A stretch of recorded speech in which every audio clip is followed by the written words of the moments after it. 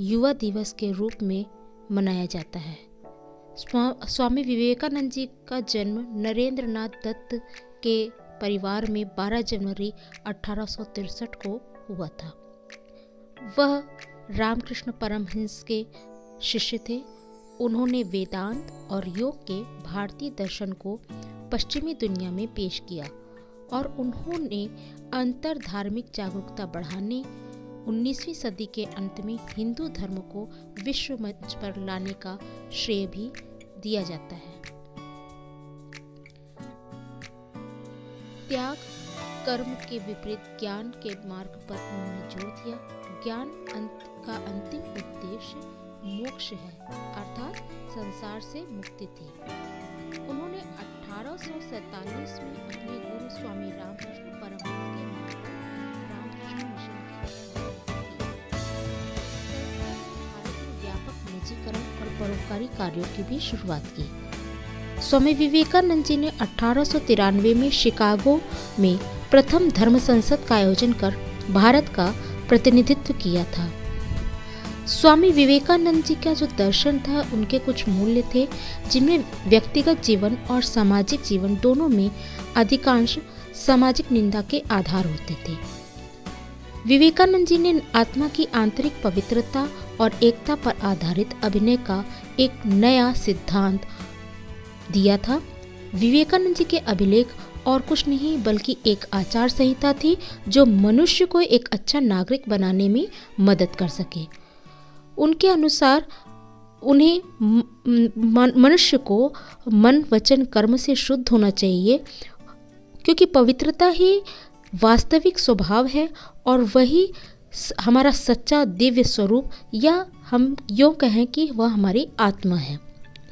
हमें अपने पड़ोसियों से उन्होंने कहा कि प्यार करना चाहिए और उनके लिए हमारे अंदर सेवा भाव होना चाहिए, क्योंकि हम सभी सर्वोच्च आत्मा में से एक है जिसे परमात्मा या ब्रह्म कहा जाता है।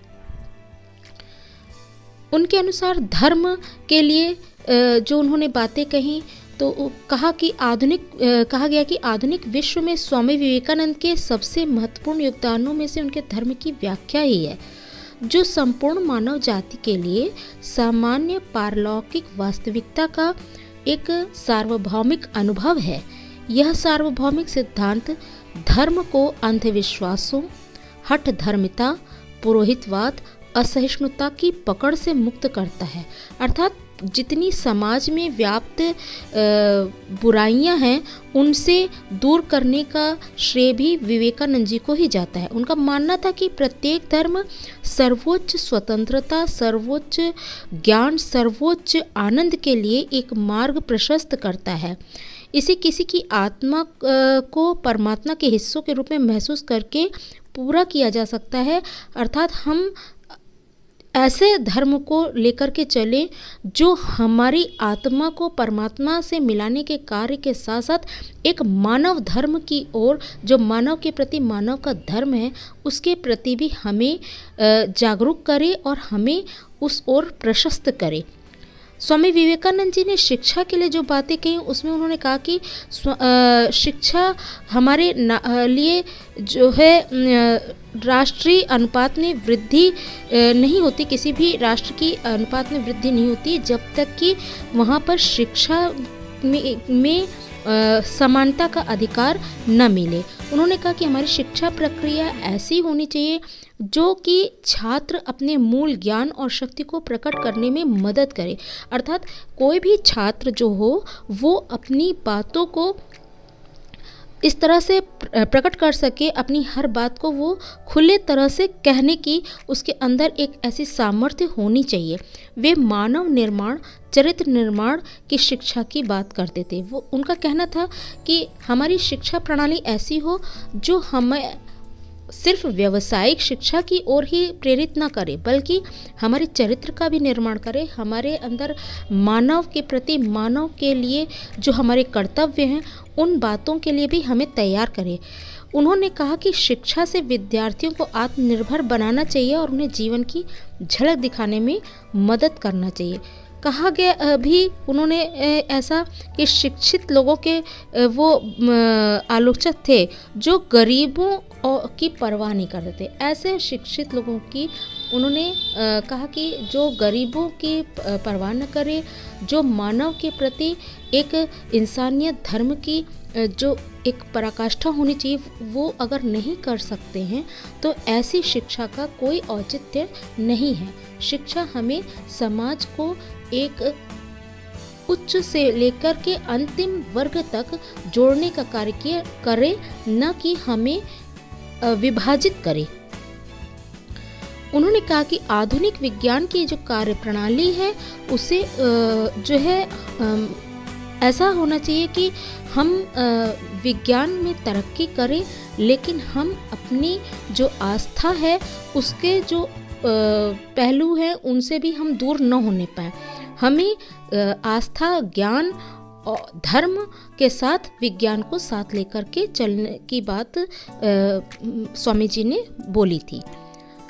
राष्ट्र के लिए उन्होंने कहा कि राष्ट्रीयता के विकास का श्रेय पश्चिमी प्रभाव को दिया जाता है, लेकिन स्वामी विवेकानंद जी ने कहा कि राष्ट्रीय भारतीय जो है अध्येता जो है विचारधारा में गहराई में निहित होना चाहिए। अर्थात जो राष्ट्रवादी मानववाद और सार्वभौमिकता है उसे हमारी भारतीय संस्कृति की जो है प्रमुख विशेषताओं में लेना चाहिए। पश्चिमी राष्ट्रवाद जो प्रकृति में है, इसके विपरीत स्वामी विवेकानंद का जो राष्ट्रीय धर्म था वह आधारित था कि जो भारतीय लोगों का जो जीवन है उसके अंदर राष्ट्र प्रेम की भावना कूट कूट करके भरी होनी चाहिए। उनके जो राष्ट्रवाद के आधार थे, उन्होंने कहा कि जनता के प्रति गहरी चिंता हर किसी को होनी चाहिए। स्वतंत्रता और अन्याय के लिए माध्यम से व्यक्ति को एक अभिव्यक्त करने की जो उनके अंदर जागरूकता होनी चाहिए।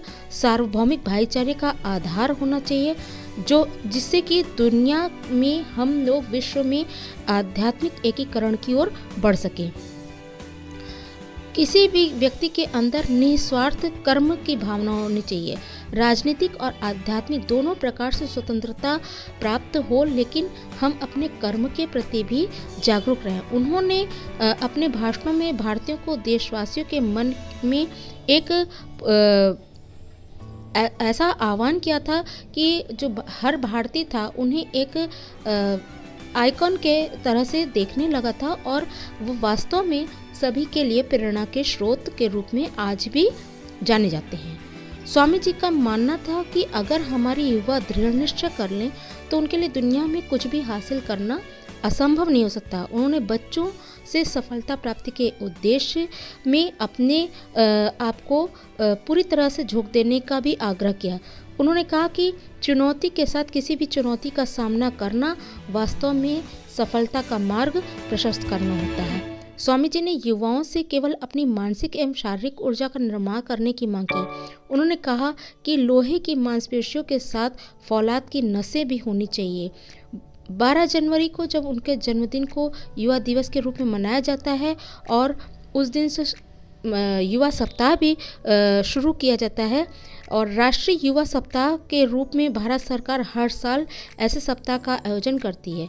इसका उद्देश्य मात्र ये है कि एक आम मंच पर सांस्कृतिक शक्ति का प्रदर्शन करके युवाओं के बीच राष्ट्रीय एकता, सामुदायिक एकता की भावना, भाईचारे, साहस और रोमांच की भावना को बढ़ावा देना है। वास्तव में स्वामी विवेकानंद जी 19वीं सदी के थे, लेकिन उनके संदेश किस आधुनिक वर्तमान परिप्रेक्ष्य में भी जो है प्रासंगिक हैं, और ऐसी बातें जो कि हर युवा को एक प्रेरणा का स्रोत के रूप में वो हमेशा याद किए जाते रहेंगे। उन्होंने जो कुछ भी बातें कही हैं ऐसे ही उन्होंने इतनी कम उम्र में उन्होंने इतने अच्छे कार्य किए, जिससे वो आज हम लोगों के बीच बार बार याद किए जाते हैं।